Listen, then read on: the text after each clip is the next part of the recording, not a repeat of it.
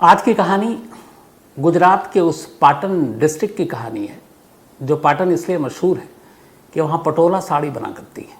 और पटोला साड़ी अपने आप में पूरी दुनिया में मशहूर है। उसकी वजह यह है कि पटोला साड़ी की जो कीमत शुरू होती है 5 लाख रुपए से शुरू होती है, तो हर कोई ख़रीद भी नहीं पाता। आज मैं अपने जो रिपोर्टर हैं वहाँ पर विपिन प्रजापति, तो उनसे जब बातचीत हो रही थी तो मैंने पूछा कि क्या आप तो वहीं रहते हो, कभी आपने पटोला साड़ी खरीदी अभी तक? तो वो भी मुस्कुरा दिए है कि नहीं सर, अभी तक तो नहीं खरीदी है।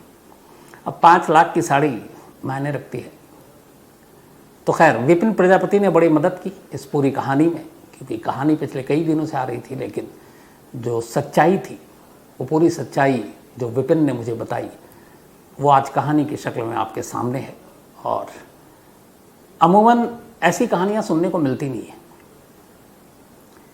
इस गुजरात के पाटन ज़िले में एक सिद्धपुर इलाका है। लगभग इस पाटन डिस्ट्रिक्ट के सिद्धपुर की अगर हम बात करें तो सिद्धपुर की आबादी 1 लाख या 1.25 लाख के करीब है। इसी सिद्धपुर में एक 25 साल की लड़की रहा करती थी। उसका नाम था लवीना। लवीना की शादी 12 मई को तय हो चुकी थी। अहमदाबाद का एक लड़का था, उस लड़के के साथ शादी फिक्स थी। 12 मई को शादी थी, शादी की तैयारियां चल रही थी। 2 या 3 मई को लवीना ने बाकायदा प्री वेडिंग शूट, जो आजकल होता है, शादियों से पहले लोग अलग अलग तस्वीरें खिंचवाते हैं, तो उसने प्री वेडिंग शूट में भी हिस्सा लिया, बड़ी खुश। अब शादी की तारीख नज़दीक आ रही है, मेहमानों का आना जाना भी शुरू हो गया था। 7 मई, यानी अब शादी के सिर्फ 5 दिन बचे हैं, 12 मई को शादी है। 7 मई की शाम 7 साढ़े 7 बजे लवीना अपने घर से ये कहकर निकलती है कि वो गुरुद्वारा जा रही है। और अक्सर हर दिन हर शाम वो गुरुद्वारे ज़रूर जाया करती थी प्रार्थना के लिए। तो शाम के करीब 7 साढ़े 7 बजे वो निकली गुरुद्वारे के लिए कहकर, लेकिन रात होने लगी, लवीना लौट कर नहीं आई। अब जैसे जैसे रात ढल रही है, घर वालों को फिक्र सता रही है। घर वालों ने इधर उधर ढूंढना शुरू किया, लेकिन लवीना का कोई सुराग नहीं। उसके तमाम दोस्तों, आसपास के रिश्तेदारों, मोहल्ले के लोगों, सबसे पूछताछ कर ली, कहीं लवीना का कोई सुराग नहीं मिला। आखिर थक हार कर लवीना के घर वालों ने सिद्धपुर पुलिस स्टेशन में जाकर मिसिंग की रिपोर्ट लिखा दी। पुलिस ने रिपोर्ट लिखी, लेकिन सच कहूँ तो उस वक्त सिद्धपुर पुलिस ने इस लवीना की गुमशुदगी को शायद उतनी सीरियसली लिया नहीं। और उन्होंने घर वालों से पूछा कि क्या है, एक तो शादी होने वाली थी, तो अक्सर ऐसा होता है शादी से पहले लड़की का गायब होना, कहीं कोई और अफेयर तो नहीं, ज़बरदस्ती शादी तो नहीं कराई जा रही है, इसलिए तो नहीं चली गई। तो अपनी तरफ से भी पुलिस ने छानबीन की, लेकिन लवीना का कोई ऐसा अफेयर या ऐसी बातें कोई सामने आई नहीं। और उससे पहले जितने भी विटनेस थे, घर वाले थे, उन्होंने बताया जिस तरह प्री वेडिंग शूट में वो खुशी खुशी हिस्सा ले रही थी और खुश थी अपनी शादी से, मेहमान भी आ रहे थे, और उसका रूटीन भी था कि घर से बहुत कम बाहर निकला करती थी। ऐसे में उसके किसी और के साथ रिश्ते की बात के कोई सबूत मिले नहीं। तो पुलिस घर वालों से ही क्लू ढूंढती रही और लवीना का कोई सुराग नहीं मिला। दिन बीतते गए, 7 मई को गायब हुई, 8, 9, 10, 11 मई बीत गया, 12 मई की तारीख आ गई। 12 मई जिस दिन शादी थी लवीना की, लेकिन शादी के दिन भी वो नहीं आई उधर, चूँकि उसकी गुमशुदगी की खबर उसके होने वाले ससुराल तक पहुंच चुकी थी। तो बारात भी अब आने की कोई उम्मीद नहीं थी, कि जब दुल्हन ही गायब तो फिर बारात कैसे आए। तो फिलहाल शादी को टाल दिया गया था। लवीना को ढूंढा जा रहा था। पुलिस लवीना को ढूंढ नहीं पा रही थी। इसी दरमियान अब शहर में एक दूसरी कहानी उभरती है।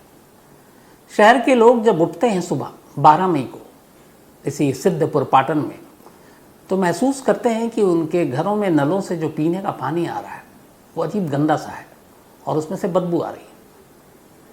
कुछ को लगा कि शायद हमारे यहाँ कुछ प्रॉब्लम है। फिर पड़ोसी से पूछा, उन्होंने कहा हमारे यहाँ भी आ रहा। धीरे धीरे ये बात फैली।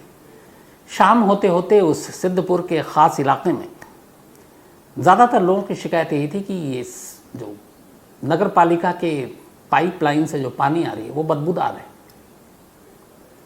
कुछ लोगों ने जाकर नगर पालिका में शिकायत की। नगर पालिका ने कहा ठीक है, हम देखते हैं। लेकिन जैसे लवीना को ढूंढने में शुरू में सिद्धपुर पुलिस ने लापरवाही दिखाई, शायद नगर पालिका को भी ये था कि अरे शिकायत है, ठीक हो जाएगा पानी। उन्होंने भी बहुत ज़्यादा कुछ किया नहीं कि आखिर पता लगाने की कोशिश की कि पानी गंदा क्यों आ रहा है। लेकिन अब मजबूर थे लोग, गंदा हो या फिर बदबूदार हो, प्यास, एक तो गर्मी का मौसम, तो लोग वही पानी पी रहे हैं, कुछ उबाल कर पी रहे हैं, कुछ यूं ही पी रहे हैं। 12 से 13 मई आ गई, नल से वही गंदा पानी, 14 मई आ गई, वही गंदा पानी। अब लोगों का सब्र टूटने लगा। बहुत सारे लोग नगर पालिका, कुछ जो इलाके के नेता थे उनके थ्रू, कि हमारे इलाके में बदबूदार पानी आ रहा है। नगर पालिका ने ट्राई किया तो पता चला कि उसी सिद्धपुर के बाकी इलाकों में तो साफ पानी आ रहा है और गंदा भी नहीं आ रहा है, लोगों को कोई शिकायत नहीं है। एक ख़ास इलाके में ही ये शिकायत आ रही है। फिर भी उन्होंने अपनी तरफ से कुछ छानबीन की, लेकिन उन्हें कोई जरिया नहीं मिला कि आखिर ये पानी गंदा या बदबूदार क्यों है। 4 दिन बीत गए। इन 4 दिनों तक वही सरकारी नलों से जो गंदा और बदबूदार पानी आ रहा है, लोग पीने को मजबूर हैं अनजाने में। उन्हें लग रहा है कुछ दिक्कत होगी, कुछ पानी इधर उधर का आ गया होगा, सरकारी मामला है, कई बार गड़बड़ हो जाती है। यही सोचकर शहर पानी पीता रहा, या शहर का एक हिस्सा। कहते हैं करीब जिन इलाकों में ये शिकायत थी कि गंदा या बदबूदार पानी आ रहा है, वो करीब 4000 घर थे, 4000 फैमिली वो पानी पी रही, और पूरे 4 दिनों तक पीती रही। 12 मई से शुरू हुआ यह सिलसिला और 16 मई की तारीख आ गई। अब जब 16 मई को सुबह शहर सोकर उठा तो इस इलाके में एक नई दिक्कत आ गई। अभी तक पिछले 3-4 दिनों से वो बदबूदार और गंदा पानी पी रहे थे। चलो उससे कम से कम घर के बाकी काम हो रहे थे, कपड़े धुल रहे थे, बाकी चीज़ें हो रही थी जो ज़रूरत की होती हैं। लेकिन 16 मई की सुबह जब वो लोग जागे, नल खोला, क्योंकि पानी आने का वक्त होता है सुबह और शाम, तो नलों से पानी गायब। अब लोगों ने कहा ये क्या मसला है, अभी तक गंदा पानी आ रहा है, बदबूदार आ रहा है, अब पानी ही नहीं आ रहा है। अब बिना पानी के लोग कैसे नहाए धोएं। तो एक घर का, 2 घर का मसला हो तो कोई बात नहीं, हज़ारों घर। अब लोगों का गुस्सा टूटा, नगर पालिका की तरफ गए, कंप्लेन किया। अब नगर पालिका वालों के भी हाथ पैर फूले कि यार अभी तक तो ये गंदे और बदबूदार पानी की शिकायत कर रहे थे, अब इनका पानी नहीं आ रहा है।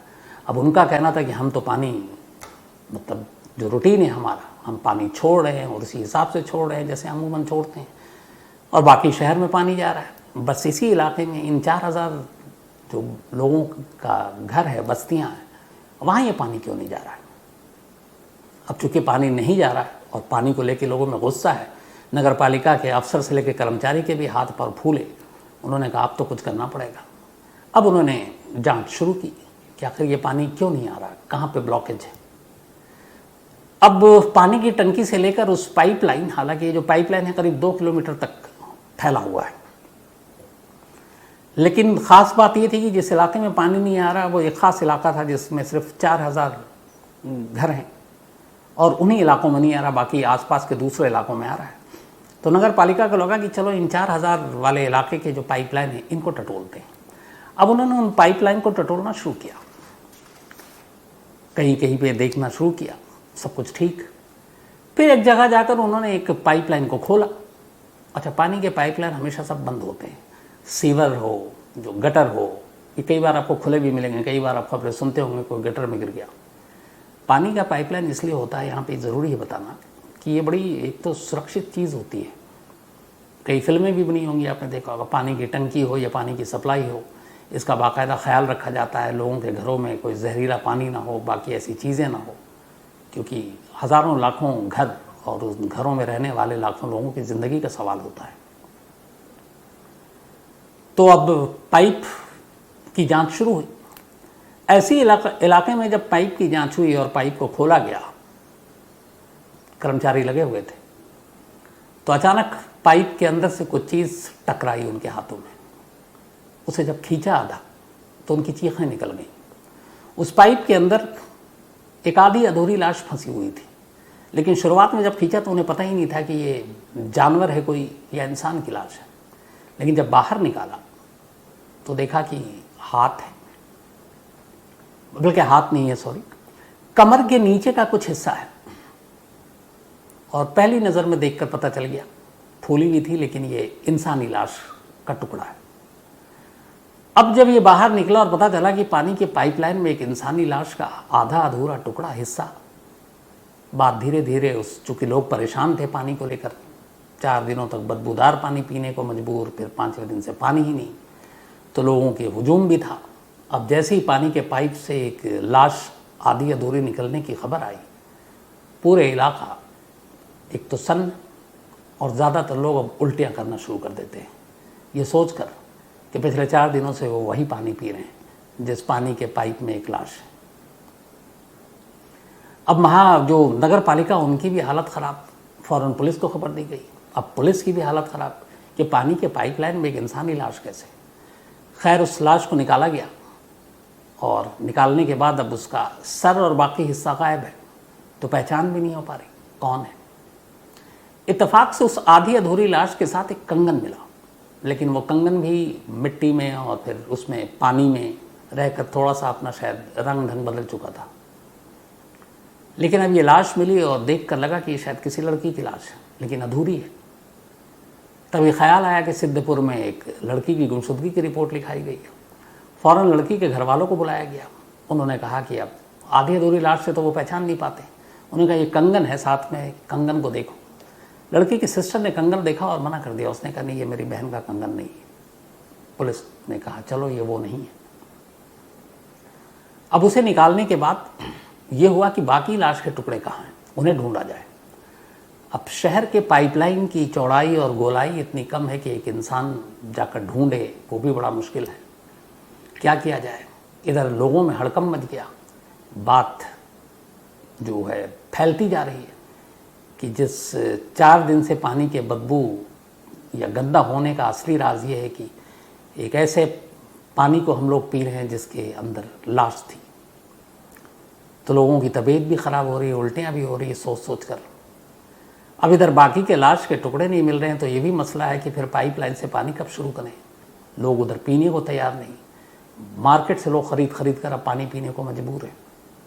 कोई अपने घर में नल खोलने को तैयार नहीं है। और ये मतलब बड़ा नेचुरल भी है। शायद हम लोगों के साथ ऐसा हो तो हमारा भी रिएक्शन यही होगा। अब ये है कि बाकी के लाश ढूंढो ताकि पाइपलाइन तो क्लियर हो। अब कैसे ढूंढा जाए? तो फिर संपर्क किया गया गांधीनगर से कहा गया कि आप कुछ ऐसा करें, कुछ भेजें। तो गांधीनगर से एक टीम आई रोबोटिक कैमरा लेकर। रोबोटिक कैमरा के थ्रू कोशिश ये थी कि उसको पानी के पाइपलाइन में डाला जाए और देखा जाए कि अंदर कहाँ कुछ कहीं अटका है, कुछ फंसा है, कुछ लाश के टुकड़े हैं, सर भी मिला नहीं है। लेकिन रोबोटिक कैमरा भी बहुत दूर तक कामयाब नहीं हुआ, क्योंकि उसकी जो चौड़ाई और उसके 2 पहिए भी थे, वो उसका साइज़ और पाइप का साइज़ दोनों आपस में टकरा रहे थे, तो बहुत अंदर जा नहीं पाया। तो रोबोटिक कैमरा का भी इस्तेमाल एक तरह से नाकाम रहा। अब क्या किया जाए? क्योंकि इधर सवाल घरों में पानी सप्लाई करने का भी है और दूसरा सवाल ये भी है कि ये लाश किसकी है। इस दौरान में जो लाश के टुकड़े मिले आधे अधूरे, इसको पुलिस ने गांधीनगर भेज दिया पोस्टमार्टम के लिए या फॉरेंसिक इन्वेस्टिगेशन के लिए। अब बाकी लाश के टुकड़ों की कवायद शुरू हुई ढूंढने की। रोबोटिक कैमरा नाकाम हो चुका था। तब नगर पालिका ने कहा चलो पुराना रवैया, पुराना पैतरा अपनाते हैं कि किसी पाइपलाइन में ब्लॉकेज आ जाए तो उसको कैसे साफ़ करते हैं। उसका तरीका ये होता है कि हाइट पे पानी की टंकी होती है, उसका पानी की टंकी को फुल कर दो और फिर पानी एक साथ फोर्स के साथ रिलीज़ करो, तो प्रेशर इतना हो कि जब वो पाइप में पहुँचे पानी के, तो उस पाइप के बीच में कुछ भी हो, पानी के उस बहाव से, उस प्रेशर से वो चीज़ें बाहर निकल जाए और बीच में किसी एक जगह पर या 2 जगह पर आप उस पानी के पाइप को अलग कर दो ताकि वो वहाँ से एग्जिट पॉइंट बन जाए और वो निकल जाए। ये पुराना मंत्र कामयाब रहा। पानी का प्रेशर ज़ोर था, छोड़ा गया। अचानक एक उसी बस्ती में जहाँ 4000 घरों में ये पानी गंदा आ रहा था, एक पाइप से 2 पैर बाहर निकलते हैं और इन दोनों पैरों में पानी का फ्लो रोका हुआ था। अब धड़ के नीचे का हिस्सा और 2 पैर मिल चुके थे, लेकिन अब भी सर गायब। अब पानी को और छाना गया तो कुछ जबड़े के टुकड़े और बाकी चीज़ें भी मिली। इन्हें भी फॉरेंसिक जांच के लिए भेज दिया गया। अब ये क्लियर हो गया कि पानी का पाइपलाइन अब साफ है। जो पानी प्रेशर में छोड़ा गया वो हर पाइपलाइन से यूँ गुजर गया। अब लेकिन इधर लोगों के जहन में ये है कि इस पानी के पाइपलाइन में एक लाश थी, वो भी अधूरी, और हम लोग उसी पाइप से जो हमारे घरों में नलकों में पानी आ रहा हम वो पी रहे हैं, तो क्या करें? लोगों ने नलका खोलना बंद कर दिया। अब इधर जो नगर पालिका है उसने अनाउंस किया, बाकी एक दिन ऐलान किया कि देखिए अब हम इस पाइपलाइन को और पानी को साफ़ करने के लिए हम इसमें क्लोरीन की मात्रा एक दिन ज़्यादा डालेंगे, तो आप लोग इस पानी का इस्तेमाल ना करें पीने के लिए, आप कपड़े धोने और बाकी चीज़ों के लिए कर सकते हैं, बाथरूम और बाकी चीज़ों के लिए।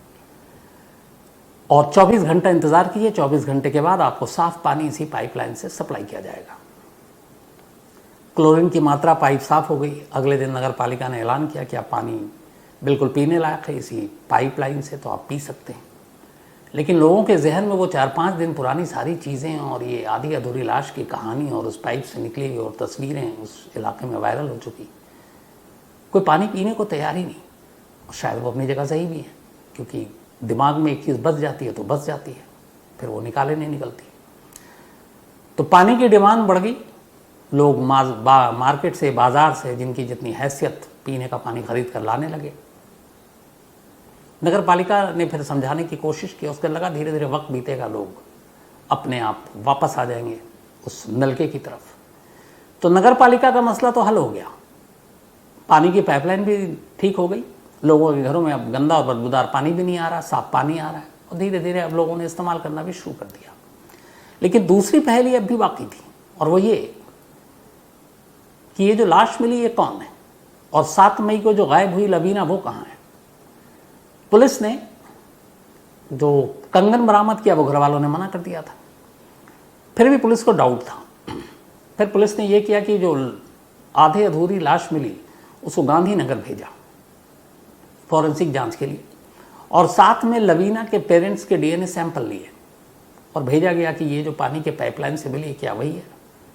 इत्तेफाक से लैब में वो डीएनए सैंपल मैच कर गया, यानी ये पुख्ता हो गया कि पानी के पाइप से जो अधूरी लाश मिली है वो लवीना की है। अब पुलिस ने फिर तफ्तीश शुरू की, क्योंकि अब यहाँ सवाल ये था कि लवीना पानी के पाइप तक पहुंची कैसे, क्या वजह हो सकती है। पुलिस की बड़े सारे एंगल थ्योरी थी। 5 दिन बाद शादी, 5 दिन बाद उसका गुम होना, फिर उसके बाद पानी के पाइप से निकलना, कैसे मुमकिन है ये सारी चीज़ें। जब तफ्तीश शुरू हुई तो फिर पुलिस को 2 सीसीटीवी कैमरे मिले, फुटेज, तस्वीरें। मैं दीपक को कहूँगा वो आपको दिखाए भी कहानी में। एक 6-7 सेकंड का है, जिसमें 7 मई की शाम को ही जब वो घर से निकली तो उसके कुछ देर के बाद लवीना बहुत तेज़ कदमों से चलती हुई दिखाई दे रही है। जिस रास्ते पे वो जा रही है उसमें आगे जाकर मुड़ते ही उस शहर को पानी सप्लाई करने वाला पानी का वो टंकी है जो 60 फीट ऊंचा है। वो पानी की टंकी भी आप देख लीजिएगा। इसके बाद एक दूसरी इमेज आती है सीसीटीवी, उसमें यह है कि लवीना उस फ्रेम से निकली और ठीक उसके पीछे एक बाइक पर 2 लोग सवार नजर आते हैं जो लवीना की तरफ जा रहे हैं। अब यहाँ पे सवाल ये है, जो पुलिस की थ्योरी है कि लवीना उस पानी की टंकी की तरफ जा रही थी, तो क्या लवीना ने खुदकुशी की। वो गई और वो उस पानी की टंकी में कूद गई और उस टंकी से होते हुए वो पाइप के ज़रिए रास्ते में फंस गई और फिर लोगों के घरों में वही वाला पानी पहुंचने लगा। बट यहाँ पे एक सवाल है। सवाल ये है कि जिस जगह पे पानी की टंकी है वो बिल्कुल सुनसान इलाका है, आसपास में झाड़ियाँ हैं, और वहाँ के जो लोग हैं, जो खुद विपिन ने, हमारे रिपोर्टर ने बताया, रात छोड़िए दिन में भी लोग अकेले उस इलाके में या उस तरफ पानी की टंकी की तरफ नहीं जाते हैं। उस पानी की टंकी के इर्द गिर्द कोई सुरक्षा गार्ड भी नहीं है। अंदर जाने के लिए, चूँकि पानी की टंकी 2 तरह की होती है, एक आपने देखा होगा कि लंबे लंबे पिलर्स पे खड़ी होती है, ऊपर गोल गोल, जैसा फिल्म शोले में आपने देखा बसंती और मौसी वाला। ये अभी जो पंचायत वेब सीरीज़ आई थी उसमें जो सचिव साहब का दफ्तर है वो बिल्कुल पानी की टंकी, तो एक टंकी वैसी होती है। दूसरी टंकी ये है कि इसमें कोई पिलर पे नहीं खड़ा था, ये खुद राउंड था पूरा, और अंदर जाने के बाद फिर सीढ़ियाँ हैं, फिर आप पानी की टंकी तक जाएँ। तो रात के अंधेरे में एक लड़की एक सुनसान इलाके में, और इतनी मशक्क़त और मुश्किल से पहले तो अंधेरे में घुसे अंदर और फिर सीढ़ियाँ ढूंढे, फिर सीढ़ियों को नाप नाप कर चढ़े और फिर पानी की टंकी तक पहुँचे, ये बड़ा मुश्किल काम लगता है। और सुसाइड करने के लिए अगर उसने ऐसा रास्ता चुना तो ये और भी मुश्किल काम लगता है, क्योंकि शहर के लोगों की माने तो सबसे ज़्यादा वहाँ पे जो खुदकुशी करते हैं वो आसपास में रेलवे ट्रैक है, तो रिकॉर्ड वहीं का ज़्यादा है। पानी की टंकी में कूद कर कोई खुदकुशी क्यों करेगा। तो ये उम्मीद कम लगती है। तो फिर वो पानी के पाइप पे कैसे आई? अब गटर और सीवेज जैसा मैंने आपको बताया कि अलग होता है और पानी के पाइपलाइन अलग होते हैं। गटर का ढक्कन कई बार खुला हो सकता है। पानी का पाइपलाइन बहुत सेफ चीज़ होता है क्योंकि लोग घरों में उसको इस्तेमाल करते हैं, पीते हैं, तो आप ऐसे नहीं छोड़ सकते। कोई जानवर ही उसमें गिर जाए, मर जाए, या फिर कोई और गंदगी आ जाए, तो इसलिए उसका ख्याल रखा जाता है। तो बीच में कहीं से पानी के पाइप में घुसना ये नेक्स्ट टू इम्पॉसिबल लगता है। तीसरा कि अगर लवीना ने खुदकुशी की है तो वजह क्या है? क्योंकि प्री वेडिंग शूट में वो बहुत खुश थी। घर वालों के हिसाब से, खुद पुलिस के हिसाब से, उसके जितने भी अपनी तरफ से पुलिस ने खबरी लगाई और उसके बारे में जानकारी हासिल की, उसमें कोई उसका अफेयर और बाकी चीज़ें अब तक तो सामने नहीं आई। आने वाले दिनों में आए तो नहीं मालूम, लेकिन अब तक नहीं है। तो फिर उसका मतलब है कि ये शादी वो अपनी मर्जी से कर रही थी। तो जब अपनी मर्जी से शादी कर रही तो शादी से 5 दिन पहले वो गायब कैसे हो गई? और सबसे बड़ा सवाल ये कि अगर 1% को मान भी लें कि उसने खुदकुशी की है, तो फिर लवीना के लाश के टुकड़े पानी से कैसे मिले?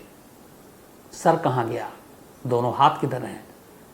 अलग अलग हिस्से पानी में कैसे? क्योंकि जो घरों में पानी का सप्लाई किया जाता है, उस टंकी से पानी का जो फ्लो होता है पाइपलाइन के थ्रू घरों में, वो इतना तेज़ नहीं होता जैसे आप किसी डैम पर देखते हो, किसी बांध पर देखते हो।